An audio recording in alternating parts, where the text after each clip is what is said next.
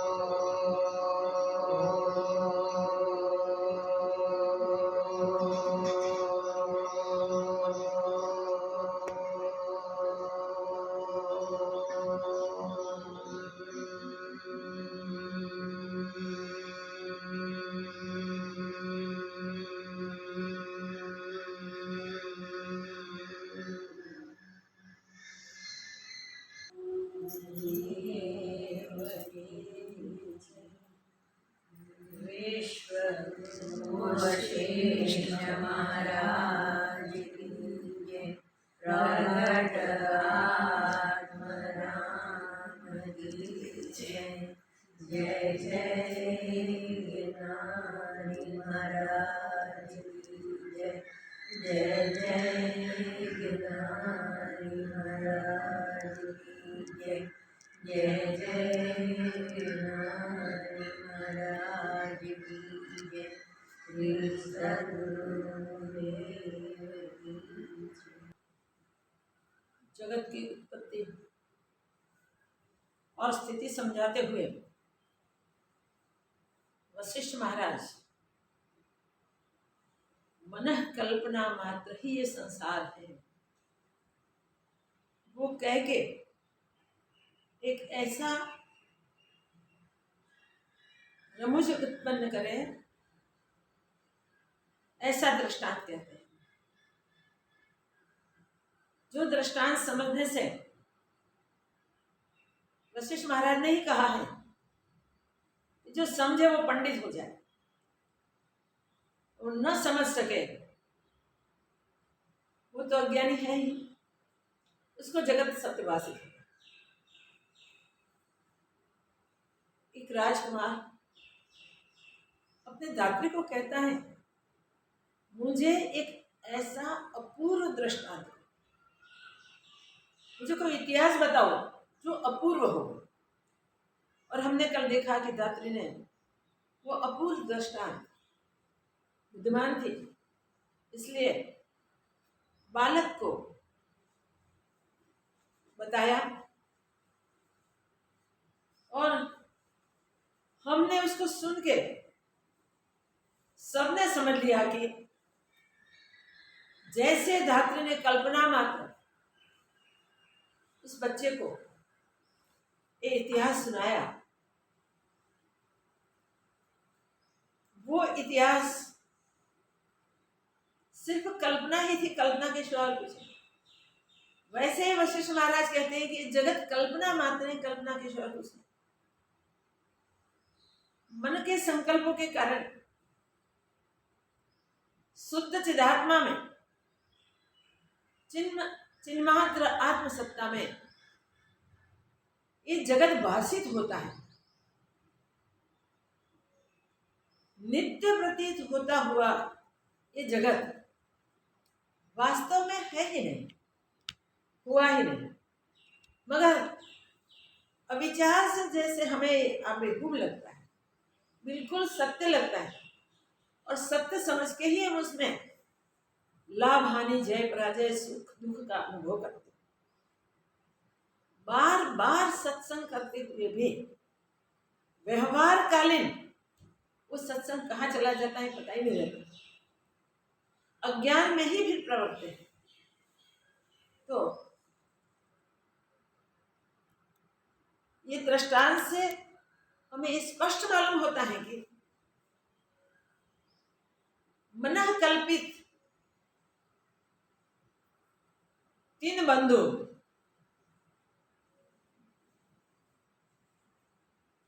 जैसे जैसे धात्री कहती जाती है, वैसे वैसे दृश्यों को देखते जाते हैं और वैसा वैसा अनुभव करते हैं। लास्ट में चलते चलते उन लोगों को एक धात्री के कहने के अनुसार सुंदर मंदिर दिखा, नगर दिखा, नगर में मंदिर, और जहां हीरे मोती के रत्नों के चमत्कार थे, सब जगह हीरे मोती रत्न लगे हुए थे, उस प्रकार से वो मंदिर और विस्तार प्रकाशित हो रहा था। उसमें वो चले गए, बैठ गए। वहां जाके उन्होंने स्वर्ण की बटुए 3 मंगवाई, 3 में से 2 थी ही नहीं, और तीसरी का तो छूना ही नहीं। जो तीसरी थी उसमें उन्होंने ब्रह्म भोजन करवाने के लिए 16 से अन्न पकाने के लिए रखा। वो पका और ब्रह्मादिक जिनके मुख नहीं थे, ऐसे ऋषि आदि, ब्रह्मर्षि आदि को उन्होंने भोजन कराया। देखिए, भोजन कराया, खुश हुए, प्रसन्न हुए। इतना ही देखे, पूरा दृष्टांत देखे तो हमको वही हो गया कि भाई ये दृष्टांत ऐसा है जो सिर्फ काल्पनिक है और कुछ नहीं, मगर ये तीनों बच्चों को बिल्कुल सत्य भाषित होता था, और उस दृष्टांत को, उस आख्यान को सुन के वो प्रसन्न प्रसन्न होते थे। हम भी वैसे ही ज्ञानियों के निश्चय में जगत कुछ है ही नहीं। बार बार वो हमें कहते भी हैं, हमें समझाते हैं, दृढ़ता होवे हमारी, इसके लिए वो उपदेश भी करते हैं, मगर वो उपदेश इतना हमें नहीं जतता। उपदेश हमारे हृदय में वो हमेशा के लिए ठहर नहीं जाता, मगर जगत ब्रह्म ऐसा ठहर गया है कि वो छूटता ही नहीं। मगर इस पर विचार करें तो हमें पक्का हो जाए, मन की संकल्प शक्ति से सब भाषित हो रहा है, तो मन की कल्पना मात्र है, वास्तविक कुछ है नहीं। जैसे स्वप्न में हम स्वप्न जगत को देखते हैं और स्वप्न काल में हम उसे आबेहूब समझते हैं। समझे हम स्वप्न में कोई लॉटरी लग गई, मल्टी मिलियनर हो गए, खुशी खुशी हो जाते हैं, वाह। कब तक वो खुशी रहती है? जब तक निंद्रा टूटी नहीं तब तक। जगने के बाद मूर्खता करके वो स्वप्न में जो बैंक में अकाउंट खुलवाया था और वो सब संपत्ति उसमें रखी थी, वो लेने के लिए हम बैंक में जाएंगे तो क्या हम मिलेंगे? वो उसको कहना पड़ेगा मैनेजर को, सब तपास करने के बाद पता चलेगा कि ऐसा कोई अकाउंट है ही नहीं। तब पूछेंगे कि भाई कब खुलवाई थी? कहेंगे कि आज रात को खुलवाई थी स्वप्न में। तो मैनेजर वही कहेगा, स्वप्न, जब स्वप्न में बैंक खुले तब आ जाए, तब दे देंगे। ऐसे ही हमारा है ये जगत, भ्रांति के सिवा कुछ नहीं। जब तक हमारी भ्रांति नहीं मिटेगी तब तक जगत दिखता रहेगा, और जगत में हम एक्शन भी वैसे ही करते रहेंगे।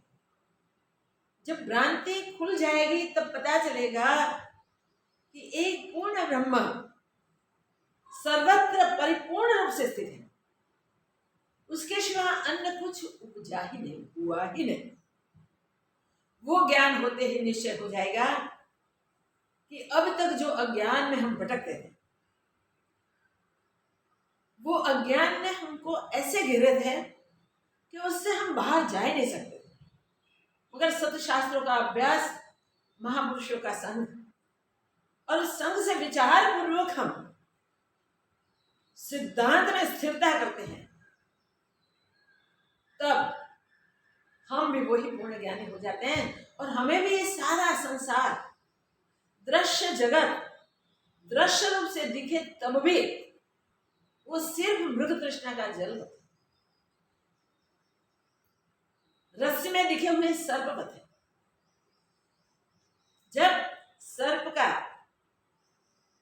जानना नहीं हुआ था तब तक रस्सी को हमने सर्प मान लिया था, भयभीत होकर हम भागे भी थे। मगर जब रस्सी का यथार्थ ज्ञान हो गया तब हम वहां से भागेंगे नहीं, हमें भय भी नहीं लगेगा, और दूसरों को भी हम कहेंगे भाई ये रस्सी है, वो लटक रही सर्पाकार से।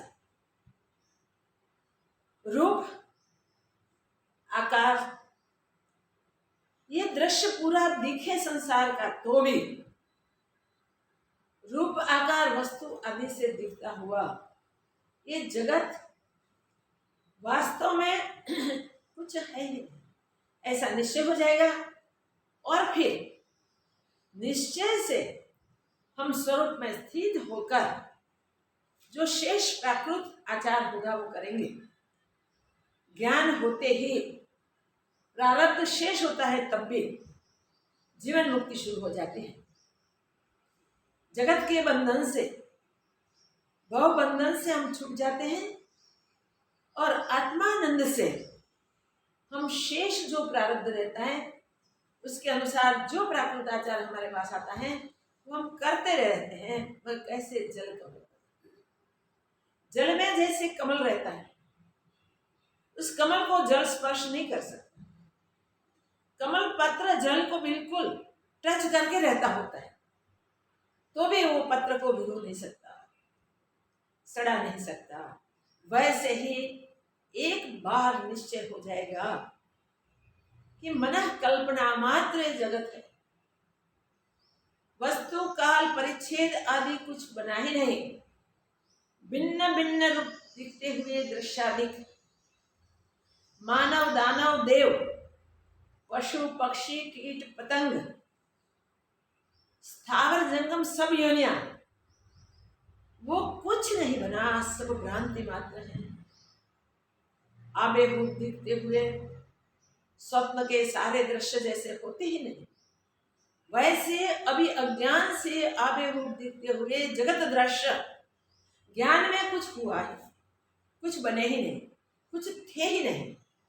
जब ज्ञान होता है तब पूर्णत्व की, स्वयं की अनुभूति, और स्वयं सब में, सब रूप से स्वयं, भिन्ना भिन्नी कुछ बनी ही नहीं, कुछ हुई ही नहीं, स्वयं ही स्वयं अपने आप में नित्य निरंतर स्थित है।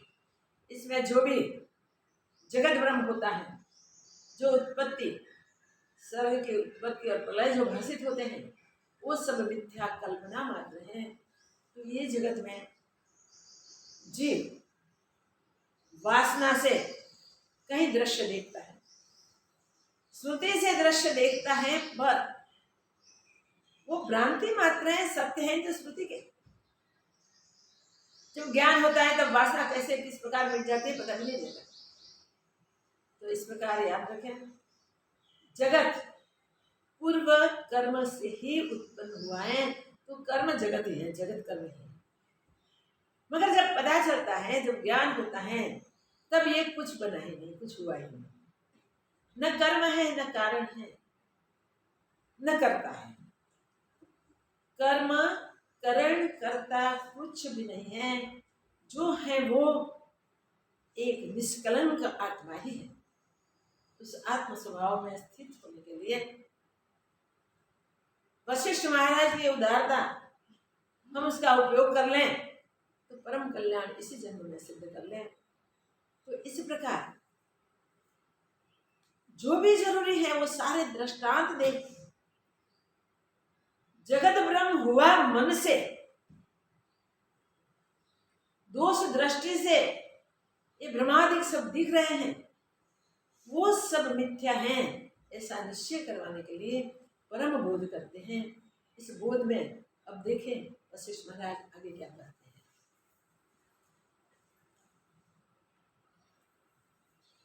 हे राम जी, शुद्ध आत्मा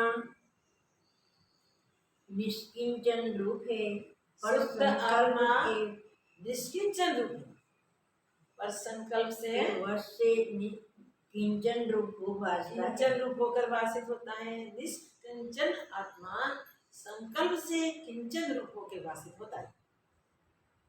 पृथ्वी, वायु, आकाश, नदियाँ, देश आदि जो पंचभौतिक सृष्टि है, सो सब संकल्प मात्र है। पंचभौतिक सृष्टि जो भी है वो संपूर्ण संकल्प मात्र है।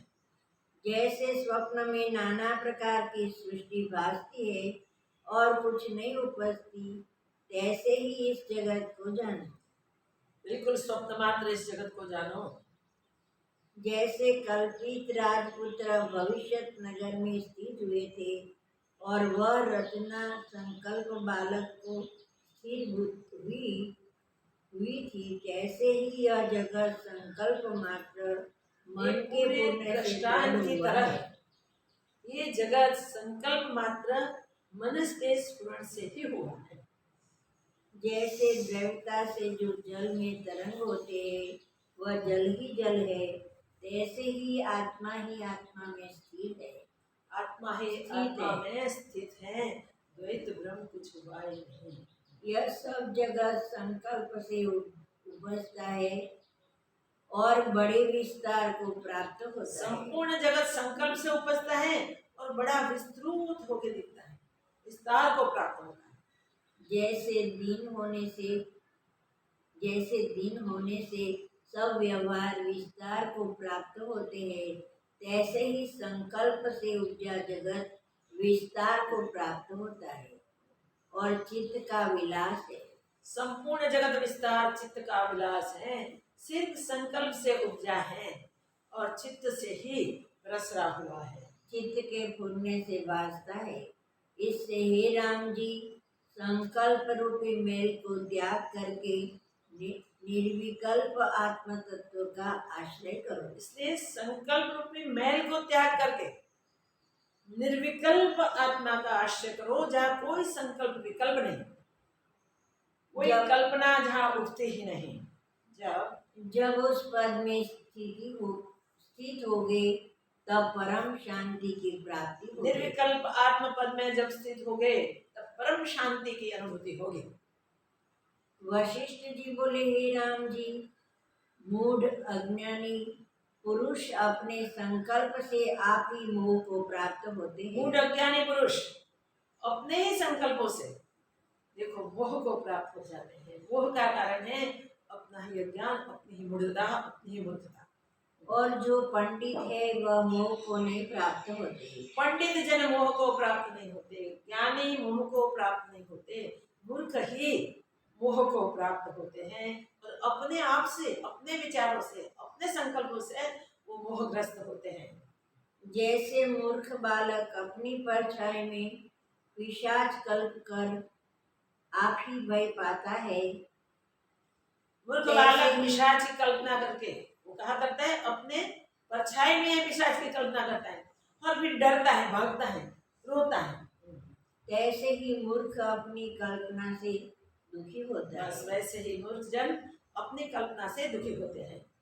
राम जी बोले, हे भगवान, ब्रह्मवेताओं में श्रेष्ठ, हे ब्रह्मवेताओं में श्रेष्ठ भगवान राम जी कहते हैं। कितना बढ़िया संबोधन है, देखिए। वह संकल्प क्या है और छाया क्या है? वो संकल्प क्या है और छाया क्या है, बताइए। जो असत्य ही सत्य रूप पिशाच की नाई दिखती है। जो न होते हुए भी पिशाच रूप सत्य दिखती है, वो क्या है? वशिष्ठ जी बोले, हे राम जी, पंचभौतिक शरीर परछाई की नाई है। ये पंचभौतिक शरीर परछाई की तरह है, क्योंकि अपनी कल्पना से रचा है, क्योंकि वो अपनी कल्पना से ही रचा गया है। और अहंकार रूपी पिशाच है। अहंकार रूपी पिशाच है। इस पंचभौतिक शरीर में मैंपन करने वाला अहंकार है। जैसे मिथ्या परछाई में पिशाच को देख के मनुष्य भयवान होता है, तैसे ही देह में अहंकार को देख के खेद प्राप्त होता है। देह में अहंकार करके खेद को प्राप्त होता है। हे राम जी, एक परम आत्मा सर्व में स्थित है, तब हे राम जी, अहंकार कैसे हो? एक परम आत्मा ही सब में स्थित है, तो अहंकार होवे कैसे? वास्तव में अहंकार कोई नहीं, परमात्मा ही अभेद रूप है। वास्तव में अहंकार कोई नहीं है, परमात्मा ही अभेद रूप से स्थित है। और उसमें अहम बुद्धि भ्रम से भासती है। भ्रांति से उस परमात्मा में अहम बुद्धि भासित होती है। जैसे मिथ्यादर्शी को मरुस्थल में जल भासता है, जैसे जिसको दृष्टि सही नहीं है, मिथ्या दृष्टि है, उसको मरुस्थल में जल भासित होता है, वैसे तैसे ही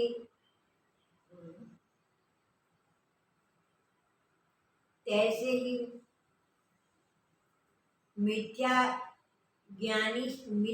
ज्ञान से अहंकार कल्पना होती है। मिथ्या ज्ञान से सत्य का ज्ञान न होने के कारण अहंकार की कल्पना होती है।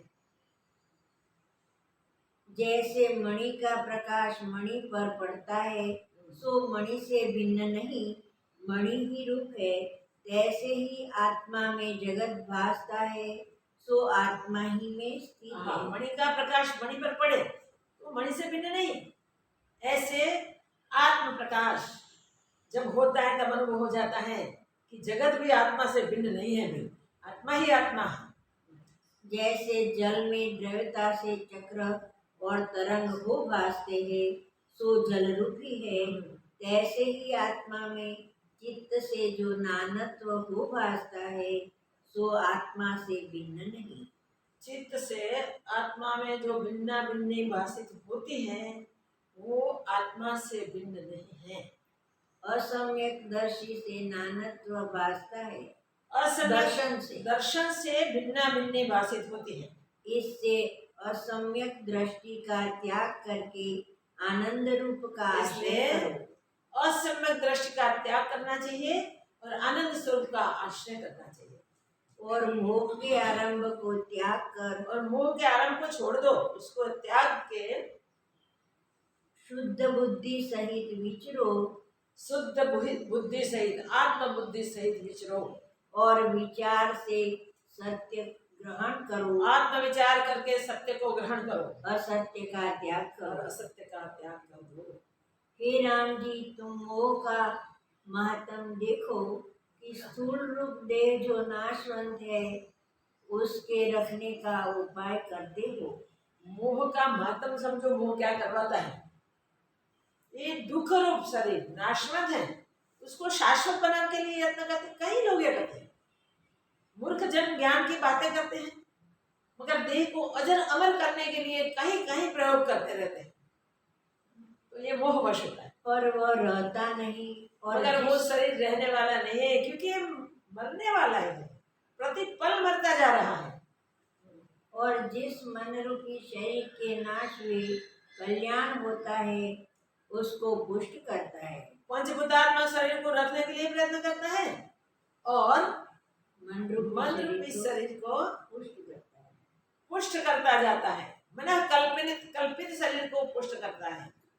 हे राम, अपने निज स्वरूप को समझता नहीं और उससे उल्टा ही व्यवहार करता है। हे राम जी, सब मोह के आरंभ मिथ्या भ्रम से दृढ़। याद रखो, सब मोह के आरंभ जो मिथ्या भ्रम से दृढ़ हुए हैं, मोह से ही सारे आरंभ हुए हैं। मगर मोह मिथ्या भ्रम से होता है, इसे मिथ्या भ्रम से ही ये मन ने किए मोह किए हुए आरंभ सब पक्के लगते हैं, दृढ़ लगते हैं। अनंत आत्म तत्व में कोई कल्पना नहीं। अनंत कौन आत्म किसको तत्व कहे? में कोई कल्पना ही नहीं, तो कैसे उठे, कैसे बताई जाए, कैसे कही जाए। कोई कल्पना हुई ही नहीं, इसमें कोई स्फुरण हुआ ही नहीं आत्मा में। जो कुछ नानत्व भासता है वह है ही नहीं, जो भिन्ना और भिन्नी भाषित होती है वो कुछ हुई ही नहीं। और जीव ब्रह्म से अभिन्न है। याद रखो, जीव ब्रह्म से अभिन्न है। उस ब्रह्म तत्व में किसे बंधन कहिए और किसे मोक्ष कहिए। उस ब्रह्म तत्व में किसे बंधन कहे और किससे मुक्त कहे। जहाँ बंधन मोक्ष की कल्पना ही नहीं है, वो ब्रह्म स्वरूप जीव का है। जब जीव अपने उस ब्रह्म स्वरूप को देख लेता है, जान लेता है और दृढ़ निश्चय कर लेता है कि मैं ब्रह्म ही हूँ, तब फिर उसे मोह कभी नहीं होगा, कुछ भी नहीं होगा। देहादिक में सत्य बुद्धि से नहीं। वास्तव में न कोई बंध है न मोक्ष है, क्योंकि आत्मसत्ता अनंत रूप बंधन है। मोक्ष कुछ भी नहीं है, क्योंकि आत्मसत्ता अनंत रूप है। हे राम जी, वास्तव में द्वैत कल्पना कोई नहीं, केवल ब्रह्म सत्ता अपने आप में है। वास्तव में कोई द्वैत कल्पना ही नहीं, केवल ब्रह्म सत्ता अपने आप में परिपूर्ण स्थित है। जो आत्म तत्व अनंत है वही अज्ञान से अन्य की नाई भासता है। अज्ञान के कारण ही आत्मा स्वयं होते हुए भी अन्य की तरह दिखाई देता है। जब जीव अनात्मा में आत्माभिमान करता है तब परिचिन्न कल्पना होती है। जब जीव आत्मा में, अगर अनात्मा में आत्मा बुद्धि करता है, आत्मा को जानता ही नहीं, तब परिचिन्न अहंकार शुरू हो जाता है।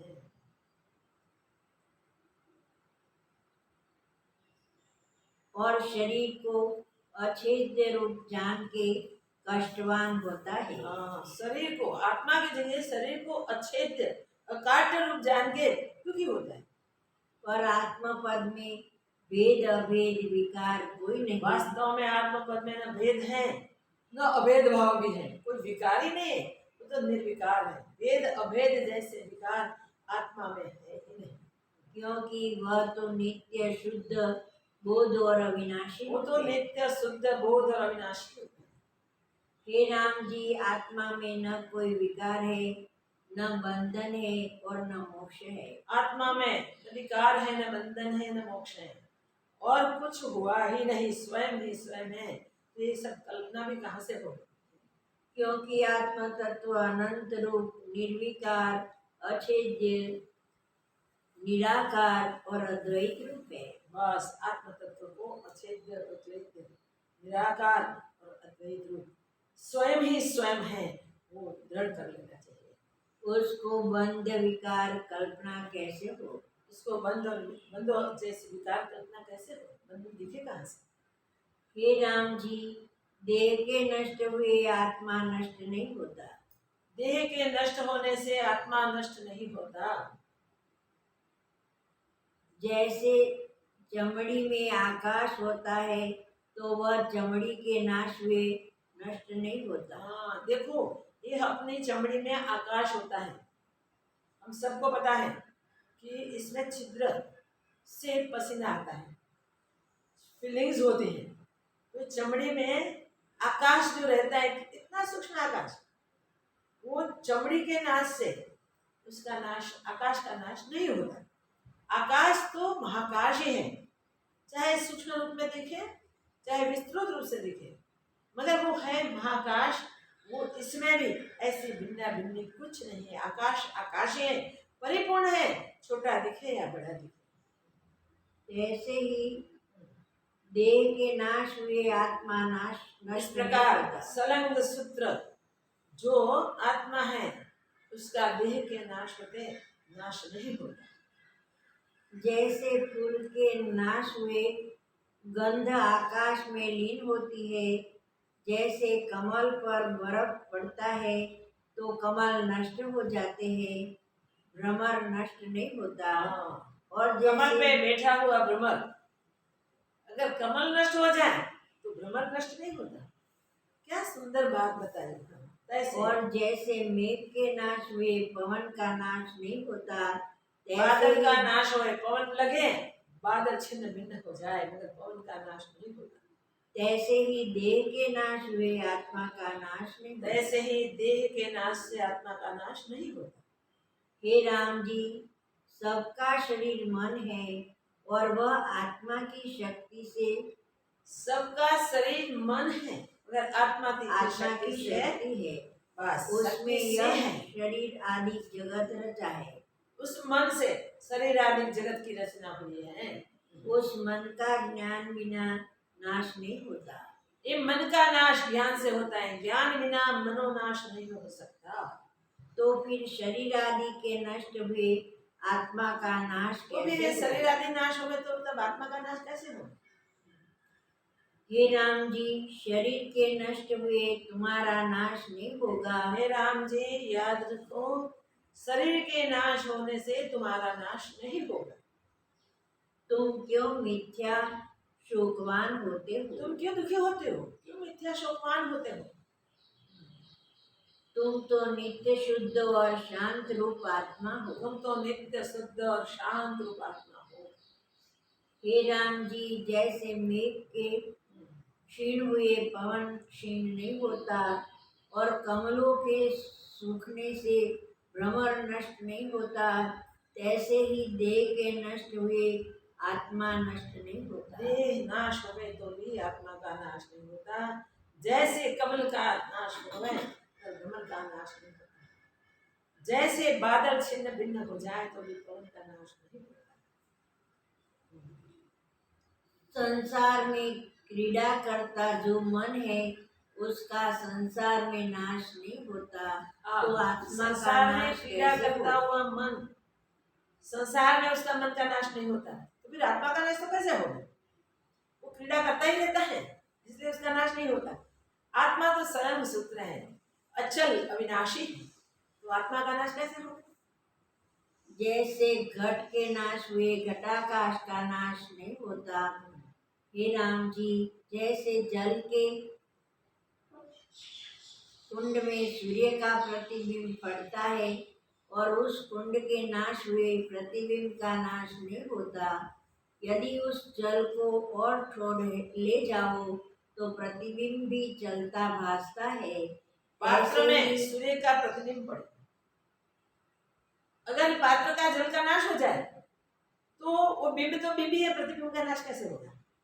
वो जल में दिखता था इसलिए अब नहीं दिखता, और उस पात्र को एक छोर से दूसरे, दूसरे से तीसरे कहीं भी ले जाओ, उसका प्रतिबिंब इसमें होगा ही होगा। जल के नाश होने से प्रतिबिंब का नाश नहीं होता। देह में जो आत्मा स्थित है सो देह के चलने से चलता भासता है। ऐसे देह में जो आत्मा है वो देह के चलने से चलता भाषित होता है। जैसे घट के फुटे से घटाकाश महाकाश में स्थित होते हैं, तैसे ही देह के नाश हुए आत्मा निरामय पद में स्थित होता है। देह के नाश होते आत्मा निरामय पद में स्थित होता है। जैसे घट के फुट जाने से घटाकाश महाकाश में लीन हो जाता है, वैसे हे राम जी, सब जीवों का देह मन रूपी है। हे राम जी, सब जीवों का देह मन रूप है। मन ही देह है ऐसा समझो, मन रूप देह। जब वह मृतक होता है तब कुछ काल पर्यंत देश काल और पदार्थ का अभाव होता हो है जाता है। तब तक कुछ काल पर्यंत देह काल पदार्थ का अभाव हो जाता है। और इसके अनंतर फिर पदार्थ भासते हैं। उसके बाद फिर से सब पदार्थ अधिभाषित होते हैं। उस मूर्छा का नाम मृतक है। ये मूर्छा अवस्था है। मूर्छा अवस्था का ही नाम मृतक है।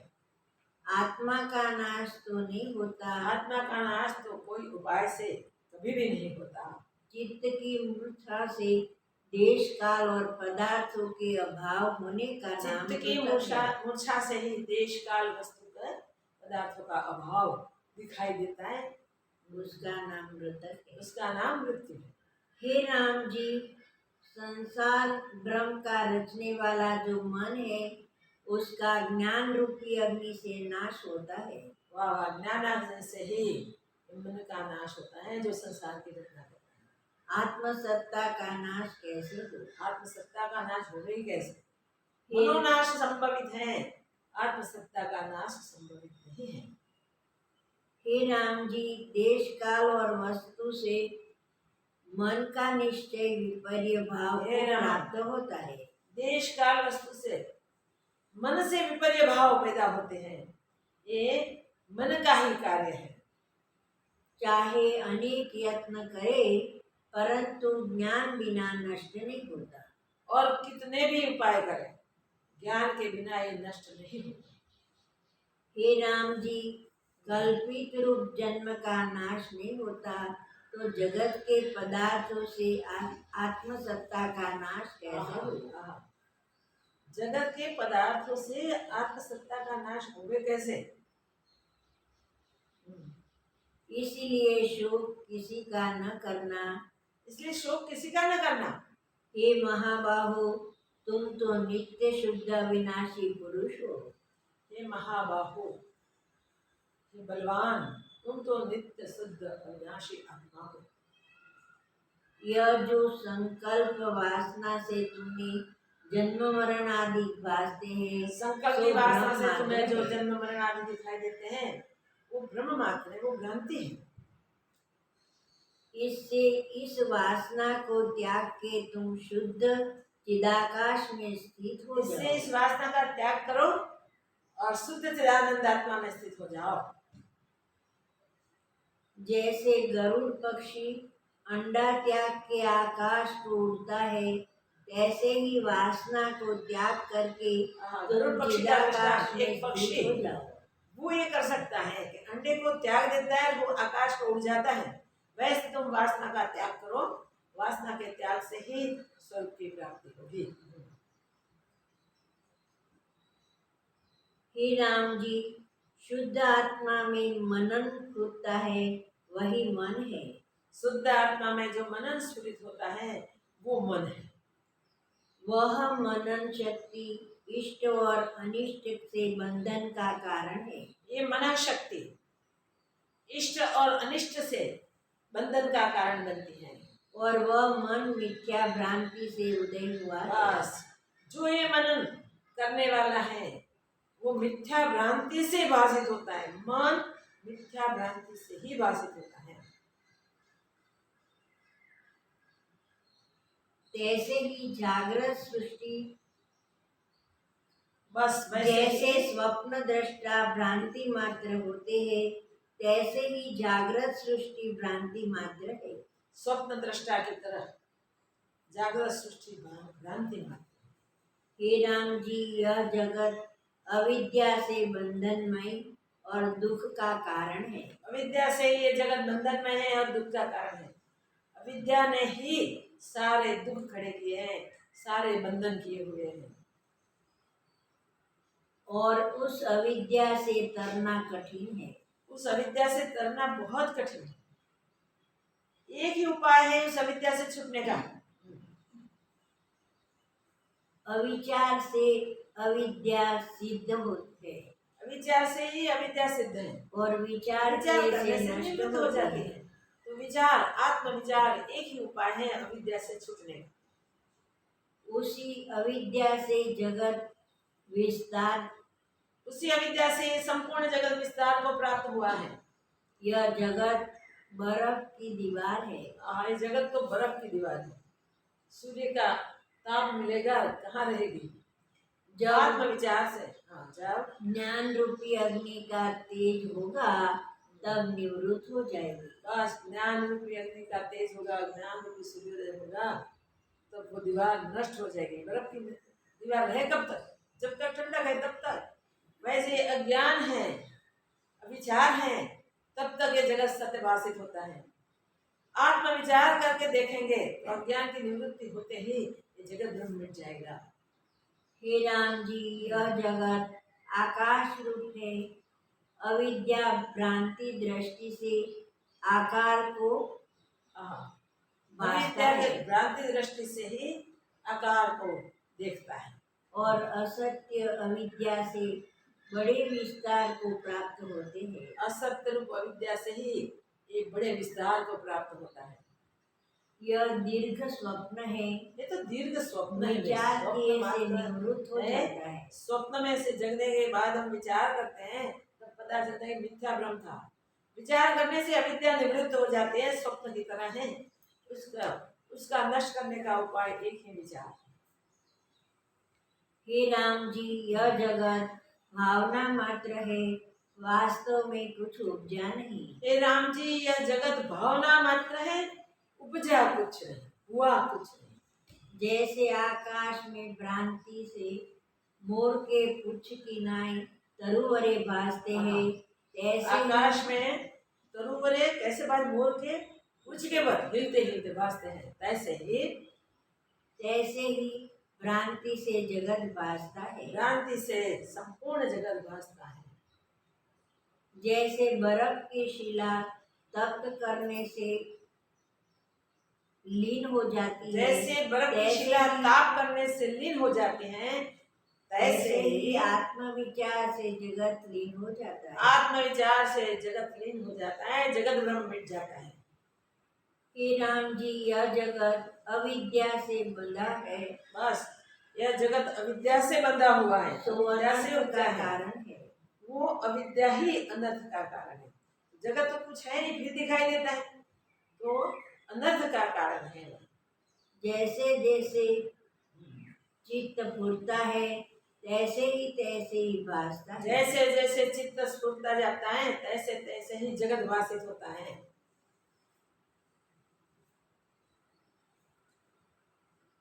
ब्रह्मा जैसे इंद्रजाल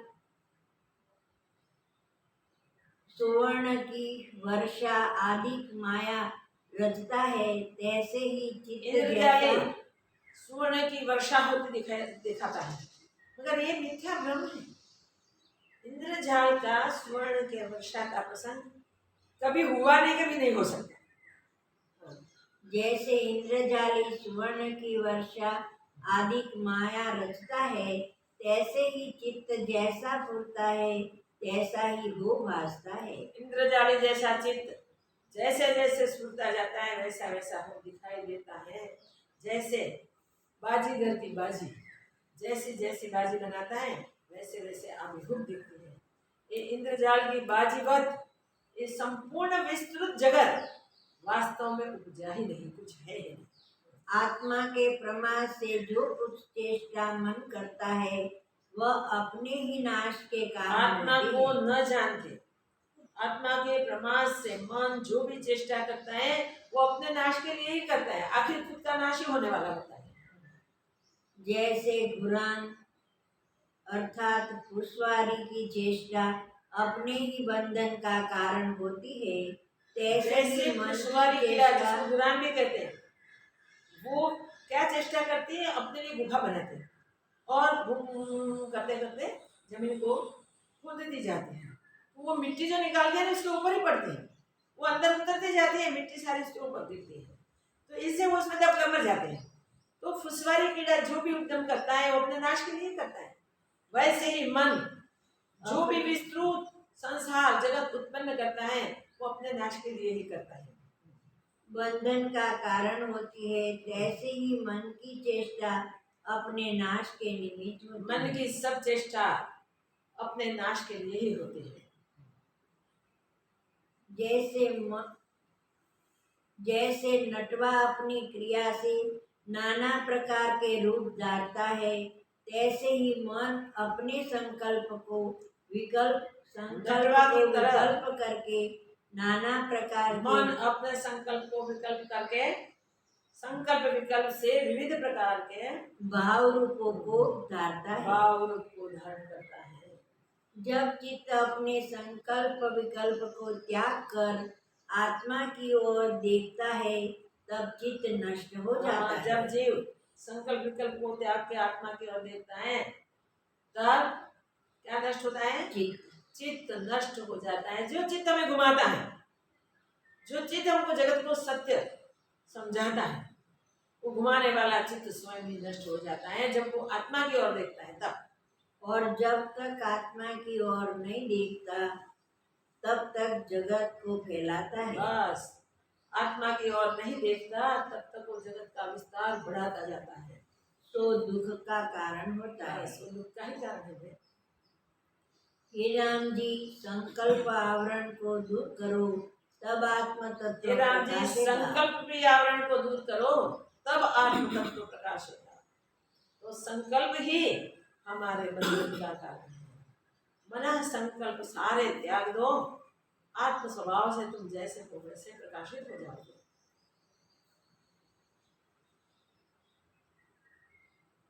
संकल्प विकल्प ही आत्मा में आवरण है। जब दृश्य को त्यागोगे तब आत्मबोध प्रकाश बस संकल्प को प्रकाश त्याग दो, दृश्य को त्याग दो, तब आत्म प्रकाश हो जाएगा। हे राम जी, मन के नाश में बड़ा आनंद उदय होता है। याद रखो राम जी, मन के नाश में बड़ा आनंद उदय होता है। आनंद का साधन ही मनोनाश है। बड़ा आनंद होता है और मन के उदय हुए बड़ा अनर्थ होता है। मन के उदय होते बड़ा आनंद अनर्थ होता है, मन उदित होता है तब बड़ा आनंद होता है। तो मन का नाश, मनोनाश से जगत नाश हो जाता है और जगत नाश से परम शांति, वहां कोई दुख होगा ही नहीं।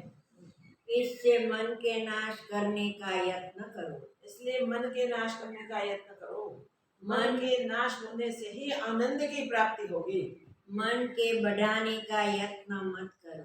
मन को बढ़ाने का यत्न मत करो, क्योंकि मन जितना विस्तार करता जाएगा इतना वो दुख से भी भर जाएगा। हे राम जी, मन रूपी किसान ने जगत रूपी वन रचा है। मन रूपी किसान ने जगत रूपी वन बनाया है। उसमें सुख दुख रूपी वृक्ष है। इसमें सुख दुख रूपी वृक्ष और मन रूपी सर्प रहता है। हाँ, उस वृक्षों में मन रूपी सर्प भी रहते हैं। जो विवेक से रहित पुरुष है उनको वह भोजन करता है। विवेक रहित जो पुरुष होते हैं उसका वो सर्प भोजन कर जाते हैं। हे राम जी, यह मन परम दुख का कारण है। हे राम जी, बार बार वशिष्ठ महाराज यही बताते हैं कि मन परम दुख का कारण है, फिर भी हम मन को नहीं त्यागते और बार बार यही हमारी फरियाद होती है, कैसे त्यागे कैसे त्यागे। अरे संकल्प विकल्प बंद करो और स्वरूप में स्थित हो जाओ, मन का त्याग। इससे तुम इस मन रूपी शत्रु को वैराग्य और अभ्यास रूपी खड़ग से मन रूपी शत्रु को वैराग और अभ्यास रूपी खड़ग से मार डालो, तब आत्मपद को प्राप्त होगे। तब तुम्हारा विजय होगा, तुम आत्मपद को प्राप्त होंगे। इतना कहकर वाल्मीकि जी बोले, इस प्रकार जब वशिष्ठ जी ने कहा, इतना कहकर वाल्मीकि जी बोले कि जब इस प्रकार वशिष्ठ जी ने कहा, तब सायंकाल सायंकाल का का समय हुआ और सब श्रोता परस्पर नमस्कार करके, सब श्रोता जन परस्पर नमस्कार करके अपने अपने स्थान को गए। अपने अपने स्थान को गए। जब श्रोता जन कथा से निकल के अपने अपने स्थान में जाते हैं, तब उसका जो संध्यादीप का नियम होता है वो नियम करते हैं। घर में सबके साथ बैठ के भोजन प्रसाद करते हैं, ज्ञान चर्चा करते हैं, और फिर रात्रि को शयन के समय इस सत्संग की पूरी चिंतना करते हैं, पूरा विचार करते हैं। विचार के साथ दिन भर में जितना भी सत्संग हुआ उसको दृढ़ करके पुनः दूसरे दिन सभा में आके सूर्योदय होते ही उपस्थित हो जाते हैं। देखिएगा, इस सत्संग कथा सुनने का समय कैसा होना चाहिए? पूरा दिन सुबह से शाम तक हम इस सत्संग को सुने और रात्रि भर थोड़ी सी नींद लेके थोड़ा विश्राम करके इस सत्संग को फिर से विचार किए बिना सत्य की दृढ़ता नहीं होती है। सत्य की दृढ़ता के लिए हमें जो सुना है, जो जाना है, जो समझ में आया है, वो शास्त्र सम्मत सिद्धांत को अच्छे से सोचना चाहिए और उसी के अनुसार अपने व्यवहार का निश्चय कर देना चाहिए। जब इस प्रकार व्यवहार होगा तब वो दृढ़ीभूत होगा। इसके लिए शास्त्र कहते हैं श्रवण करो या पठन करो, फिर उसका मनन करो, चिंतन करो।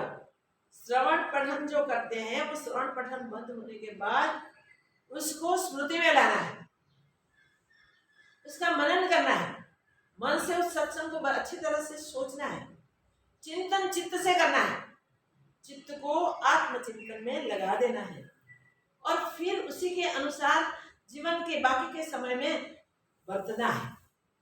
सत्संग जो सुना उसके पर विचार किया, विचार करके उसको बार बार चिंतन करके दृढ़ किया और दृढ़ करके फिर छूटे नहीं, इसीलिए उसका निधिध्यासन करना जरूरी है। निधिध्यासन में बहुत स्पष्ट बताया है कि आत्म प्रवाह चलाना। आत्म प्रवाह सिर्फ चिंतन से नहीं चलाना, सिर्फ मन से नहीं चलाना, व्यवहार में भी आत्म प्रवाह ही चलना चाहिए। व्यवहार में भी आत्म अभ्यास होना चाहिए। व्यवहार में ही दृढ़ता हो सकती है, व्यवहार बिना दृढ़ता नहीं हो सकती है। इसलिए याद रखें, हम व्यवहार को दृढ़ करें आत्मभाव से और उस व्यवहार में अकर्ता बन के अभोक्ता के भाव से व्यवहार करते जाएं। जिसके साथ व्यवहार करना होवे उन सब में आत्मदर्शन। जड़ चेतन सब आत्मा का ही स्वरूप है, आत्मा से भिन्न और कुछ नहीं है। इस प्रकार दृढ़ता पूर्ण निश्चय के साथ व्यवहार करें और व्यवहार में जो स्थिरता आएगी वो स्थिरता कभी नहीं छूटेगी। व्यवहार द्वारा ही मनोनाश करना आसान हो जाएगा। आत्म विचार करना है, विचार से विचार पूर्ण व्यवहार करना है और विचार और व्यवहार से इस दृढ़ता से मनोनाश हो जाएगा। तो आज के वशिष्ठ महाराज के उपदेश में आत्म विचार से मनोनाश करने का उपाय बताएं और सरल से सरल रीत बताइए मनोनाश कैसे हो। वैराग अभ्यास पूर्ण व्यवहार से ही मनोनाश होगा। बार बार हम इसका ही चिंतन करें, बार बार व्यवहार में इसकी दृढ़ता करें और उस दृढ़ता करके हम जो गलती कर बैठे हैं, हम जीव हैं, वो जीव भाव का त्याग करें और आत्म दृढ़ता कर लें। आज के इस उपदेश को बराबर याद रखें, इतना ही याद रह जाएगा तो भी ये आत्म दृढ़ता आत्म स्थिरता हो जाएगी। तो पर्याप्त उपाय है, उसका आगे के अभ्यास के अनुसंधान में व्यवहार कालीन अभ्यास करें, व्यवहार कालीन दृढ़ता करें। परमात्मा की वही कृपा बने कि ये अभ्यास करने वाले को सबको यही परम लाभ की प्राप्ति हो। ओम पूर्णमदः पूर्णमिदं पूर्णात् पूर्णमुदच्यते पूर्णस्य पूर्णमादाय पूर्णमेवावशिष्यते। ओम शांति शांति शांति। श्री सद्गुरुदेव की जय।